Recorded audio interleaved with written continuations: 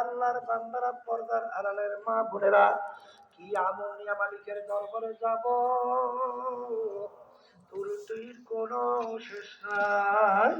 তবে যদি এইটা নিয়ে যেতে পারি, মালিক যখন জিজ্ঞাসা করবো রেজাউল করিম কি নিয়ে আসছো, আব্দুল করিম কি নিয়ে আসছো, রহিমা খাতুন কি নিয়ে আসছো, যদি বলতে পারে মালিক কি আনছি তা বুঝি না, তবে আমি তোমার পক্ষের লোক। এতটুকু যদি বলতে পারি মালিক তোমার পক্ষের লোক, পক্ষের লোককে কেউ বিপদে ফেলায় না। তোমার আমার গুনার কোনো শেষ নাই। মালিকের রহমতের দরিয়ায় দোষ মারবে। আমার মালিক ডাক দেবে, পক্ষের লোক, আমার দলের লোক, আসো আসো আসো, তোমাদেরকে আমি বিপদে ফেলাবো না, তোমাদেরকে চিরস্থায়ী শান্তির জায়গা বেহেশতে মেহমান খানায় যাও জায়গা দিয়া দিলাম।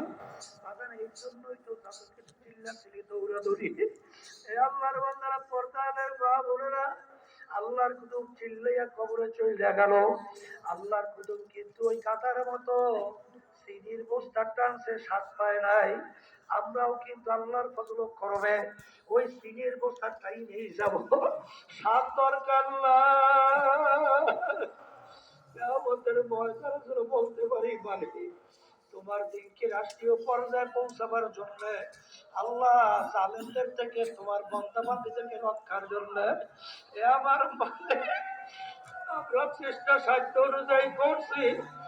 এতটুকু যদি বলতে পারি, আমার মালিক তো রহমানুর রহিম, আমার মালিক তো দয়ার সাগর, আমার মালিক তোমাকে আমাকে বিপদে ফেলাবে না। আমার বাচ্চাদেরকে বলবো